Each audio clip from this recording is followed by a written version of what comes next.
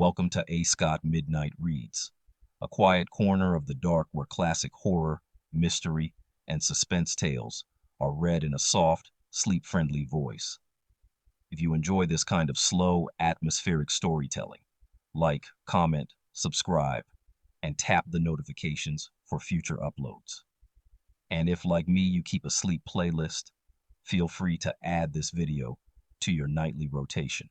Thanks for listening. Tonight's story is The Strange High House in the Mist by H.P. Lovecraft. A solitary dwelling above the sea, where distance from the world gives way to something older, watching, and indifferent to those who climb too high. Settle in, let your thoughts drift, and let the dark do the rest. Good night. All night. For all nights. The Strange High House in the Mist, written by H.P. Lovecraft. In the morning, mist comes up from the sea by the cliffs beyond Kingsport. White and feathery, it comes from the deep to its brothers the clouds, full of dreams of dank pastures and caves of Leviathan.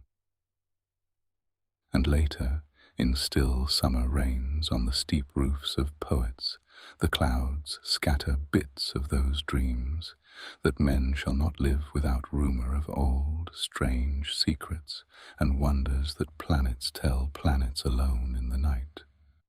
When tales fly thick in the grottos of Tritons and conches in seaweed cities blow wild tunes learned from the elder ones, then great eager mists flock to heaven laden with lore, and oceanward eyes on the rocks see only a mystic whiteness, as if the cliff's rim were the rim of all earth, and the solemn bells of buoys tolled free in the ether of faery.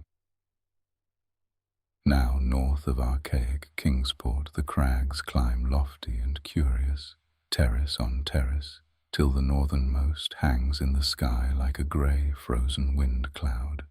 Alone it is, a bleak point jutting in limitless space, for there the coast turns sharp where the great Miskatonic pours out of the plains past Arkham, bringing woodland legends and little quaint memories of New England's hills. The sea folk in Kingsport look up at that cliff as other sea folk look up at the pole star and time the night's watches by the way it hides or shows the great bear, Cassiopeia, and the dragon. Among them it is one with the firmament, and truly it is hidden from them when the mist hides the stars or the sun. Some of the cliffs they love as that whose grotesque profile they call Father Neptune, or that whose pillared steps they term the causeway, but this one they fear because it is so near the sky. The Portuguese sailors coming in from a voyage cross themselves when they first see it, and the old Yankees believe it would be a much graver matter than death to climb it, if indeed that were possible. Nevertheless, there is an ancient house on that cliff, and at evening men see lights in the small paned windows. The ancient house has always been there, and people say one dwells therein who talks with the morning mists that come up from the deep, and perhaps sees singular things oceanward at those times when the cliff's rim becomes the rim of all earth, and solemn buoys toll free in the white ether of faery.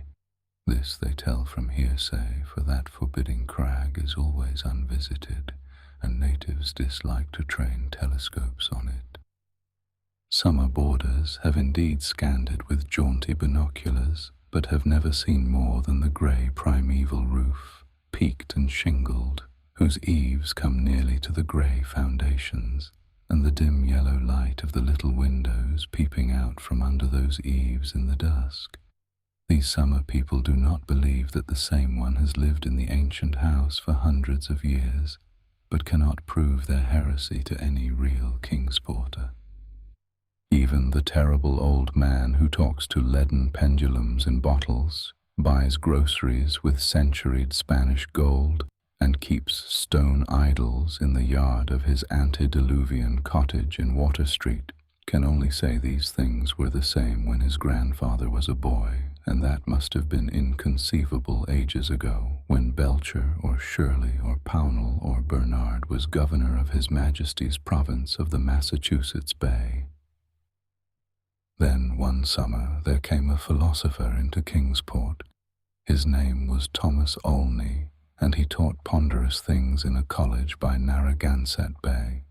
With stout wife and romping children he came, and his eyes were weary with seeing the same things for many years, and thinking the same well-disciplined thoughts. He looked at the mists from the diadem of Father Neptune, and tried to walk into their white world of mystery along the Titan steps of the causeway. Morning after morning he would lie on the cliffs and look over the world's rim at the cryptical ether beyond, listening to spectral bells and the wild cries of what might have been gulls. Then, when the mist would lift and the sea stand out prosy with the smoke of steamers, he would sigh and descend to the town, where he loved to thread the narrow olden lanes up and down hill, and study the crazy tottering gables and odd-pillared doorways which had sheltered so many generations of sturdy sea folk.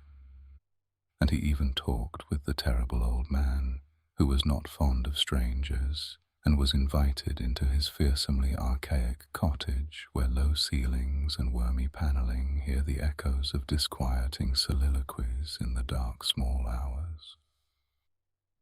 Of course it was inevitable that Olney should mark the grey unvisited cottage in the sky on that sinister northward crag which is one with the mists and the firmament.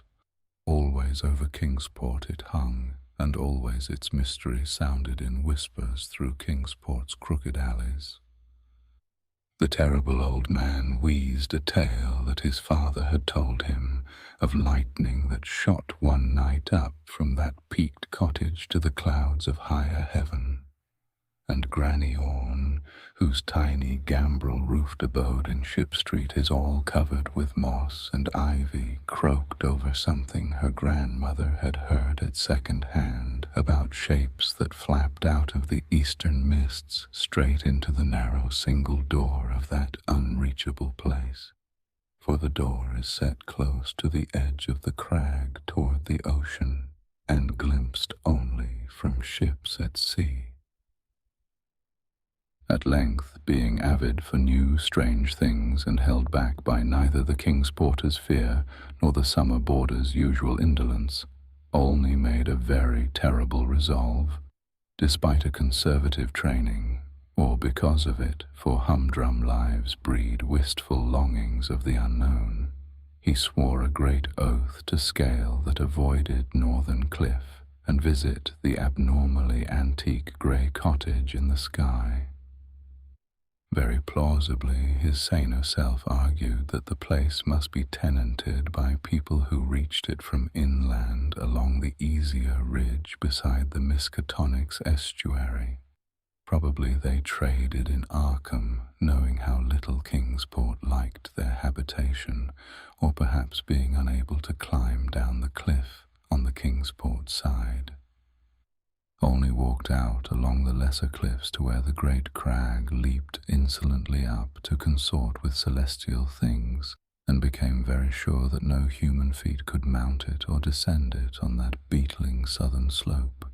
East and north it rose thousands of feet vertically from the water, so only the western side, inland and toward Arkham, remained. One early morning in August, Olney set out to find a path to the inaccessible pinnacle. He worked northwest along pleasant back roads, past Hooper's Pond and the old brick powder house to where the pastures slope up to the ridge above the Miskatonic and give a lovely vista of Arkham's white Georgian steeples across leagues of river and meadow. Here he found a shady road to Arkham, but no trail at all in the seaward direction he wished. Woods and fields crowded up to the high bank of the river's mouth, and bore not a sign of man's presence, not even a stone wall or a straying cow, but only the tall grass and giant trees and tangles of briars that the first Indian might have seen. As he climbed slowly east, higher and higher above the estuary on his left and nearer the sea, he found the way growing in difficulty, till he wondered how ever the dwellers in that disliked place managed to reach the world outside, and whether they came often to market in Arkham. Then the trees thinned, and far below him on his right he saw the hills and antique roofs and spires of Kingsport. Even Central Hill was a dwarf from this height, and he could just make out the ancient graveyard by the Congregational Hospital, beneath which rumour said some terrible caves or burrows lurked. Ahead lay sparse grass and scrub blueberry bushes, and beyond them the naked rock of the crag and the thin peak of the dreaded grey cottage. Now the ridge narrowed, and Olney grew dizzy at his loneness in the sky. South of him the frightful precipice above Kingsport, north of him the vertical drop of nearly a mile to the river's mouth. Suddenly a great chasm opened before him, 10 feet deep, so that he had to let himself down by his hands and drop to a slanting floor, and then crawl perilously up a natural defile in the opposite wall. So this was the way the folk of the uncanny house journeyed betwixt earth and sky. When he climbed out of the chasm, a morning mist was gathering, but he clearly saw the lofty and unhallowed cottage ahead, walls as grey as the rock, and high peaks standing bold against the milky white of the seaward vapours. And he perceived that there was no door on this landward end, but only a couple of small lattice windows with dingy bull's-eye panes leaded in 17th century fashion. All around him was cloud and chaos, and he could see nothing below but the whiteness of illimitable space. He was alone in the sky with this queer and very disturbing house, and when he sidled around to the front and saw that the wall stood flush with the cliff's edge, so that the single narrow door was not to be reached save from the empty ether, he felt a distinct terror that altitude could not wholly explain,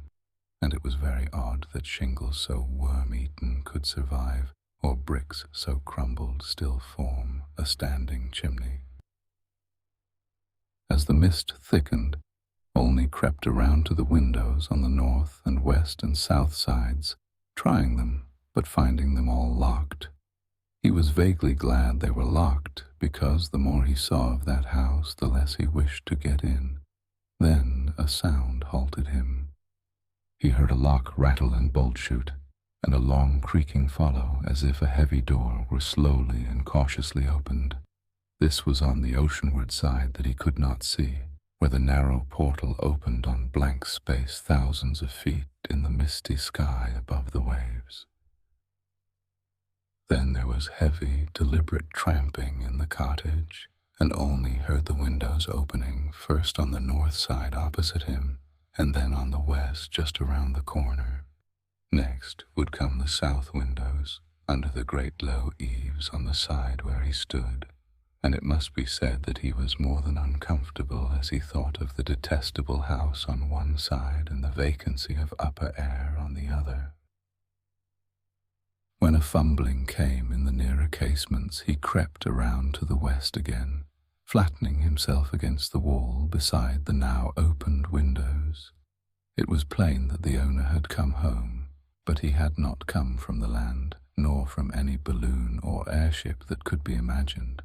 Steps sounded again, and Olney edged round to the north, but before he could find a haven, a voice called softly, and he knew he must confront his host.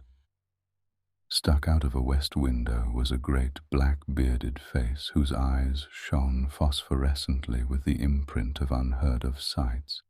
but the voice was gentle and of a quaint olden kind, so that Olney did not shudder when a brown hand reached out to help him over the sill and into that low room of black oak wainscots and carved Tudor furnishings.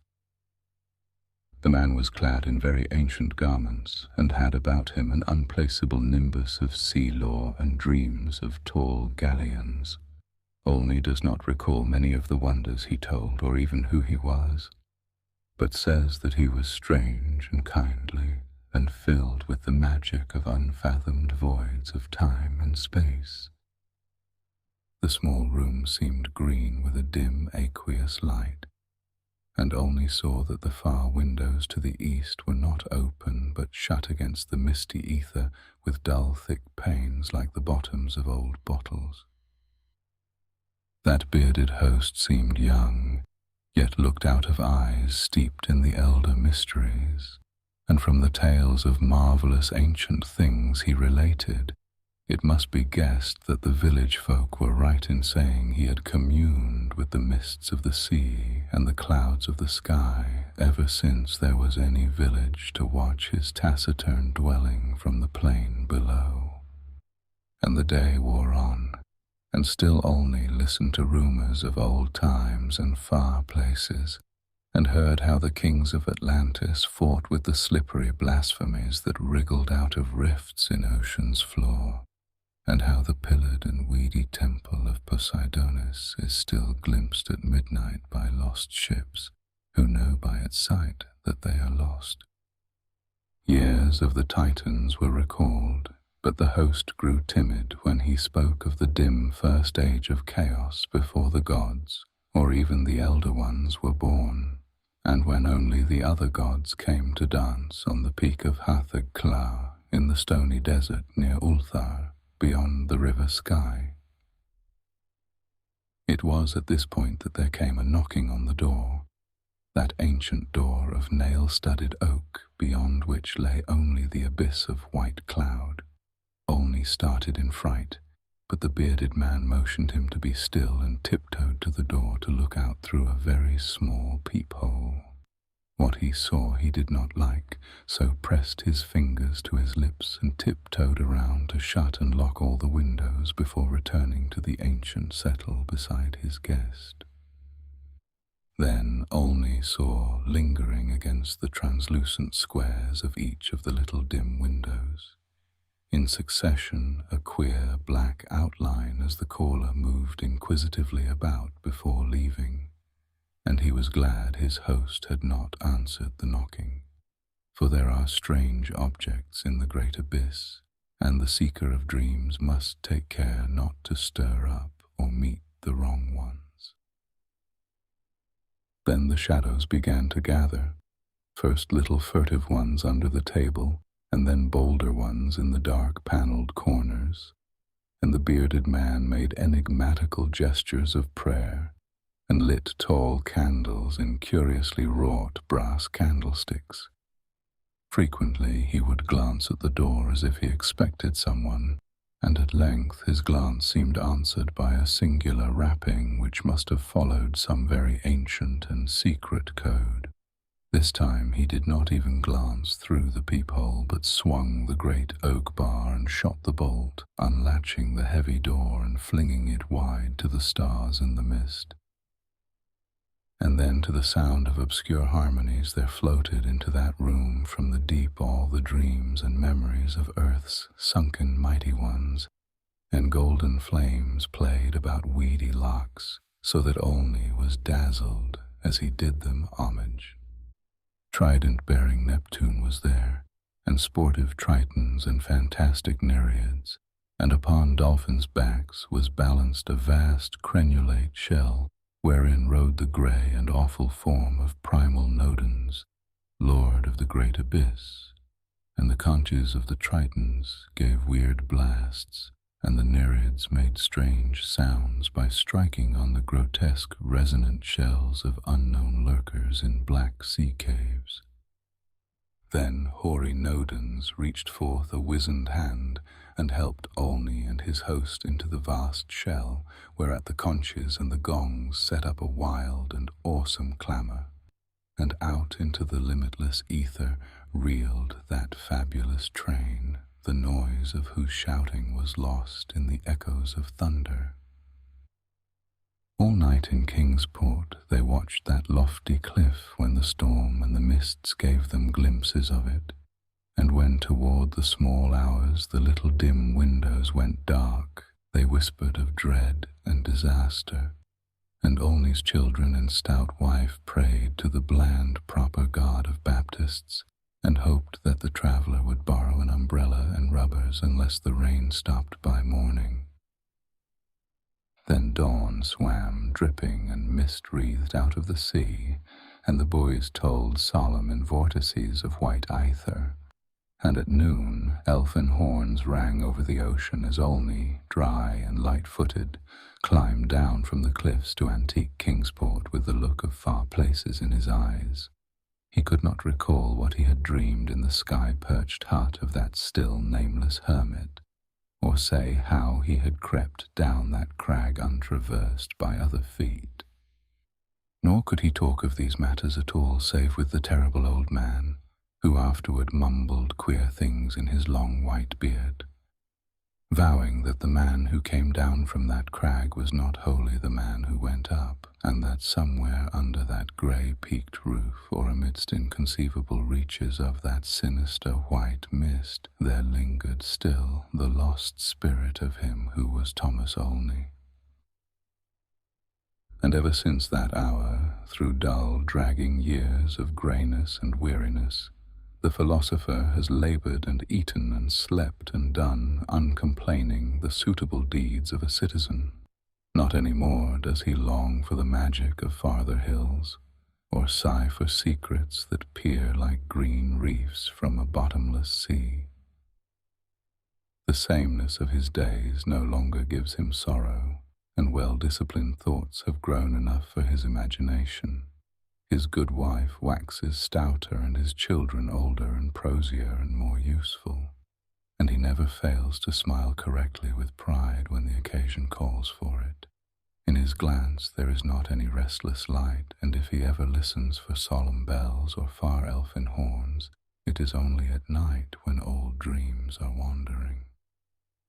He has never seen Kingsport again, for his family disliked the funny old houses and complained that the drains were impossibly bad.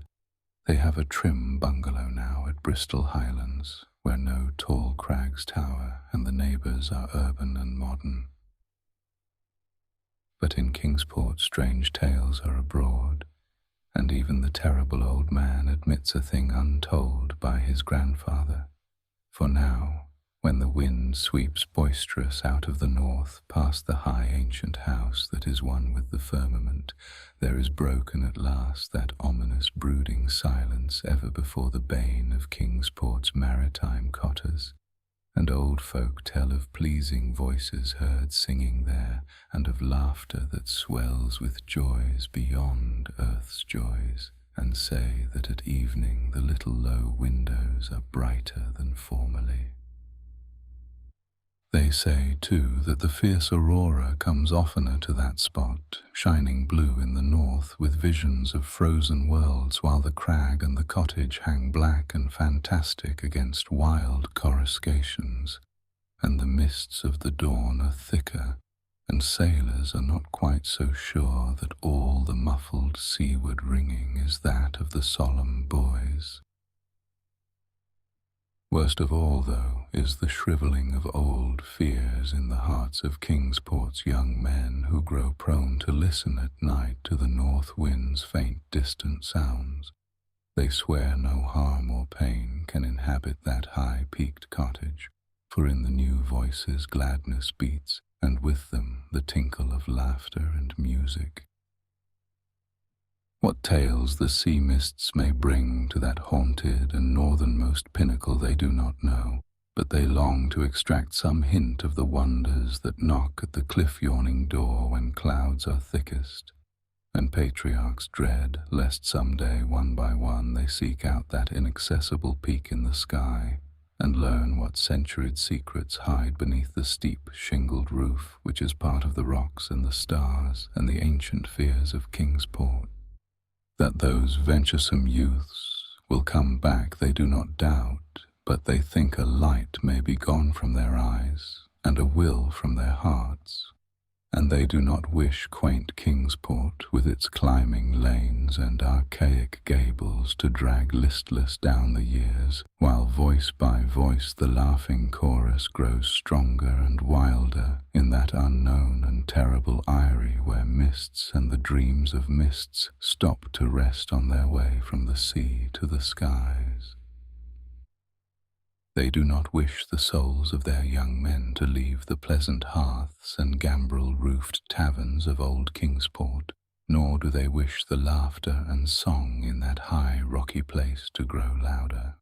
For as the voice which has come has brought fresh mists from the sea and from the north fresh lights, so do they say that still other voices will bring more mists and more lights, till perhaps the olden gods, whose existence they hint only in whispers for fear the congregational parson shall hear, may come out of the deep and from unknown Cadath in the cold waste and make their dwelling on that evilly appropriate crag so close to the gentle hills and valleys of quiet, simple fisher-folk. This they do not wish, for to plain people things not of earth are unwelcome. And besides, the terrible old man often recalls what Olney said about a knock that the lone dweller feared, and a shape seen black and inquisitive against the mist through those queer translucent windows of leaded bull's eyes. All these things, however, the elder ones only may decide, and meanwhile the morning mist still comes up by that lonely vertiginous peak with the steep ancient house, that grey, low-eaved house where none is seen but where evening brings furtive lights while the north wind tells of strange revels. White and feathery it comes from the deep to its brothers the clouds, full of dreams of dank pastures and caves of Leviathan. And when tales fly thick in the grottos of Tritons, and conches in seaweed cities blow wild tunes learned from the elder ones, then great eager vapours flock to heaven laden with lore, and Kingsport, nestling uneasy on its lesser cliffs below that awesome hanging sentinel of rock, sees oceanward only a mystic whiteness, as if the cliff's rim were the rim of all earth, and the solemn bells of the buoys tolled free in the ether of faerie.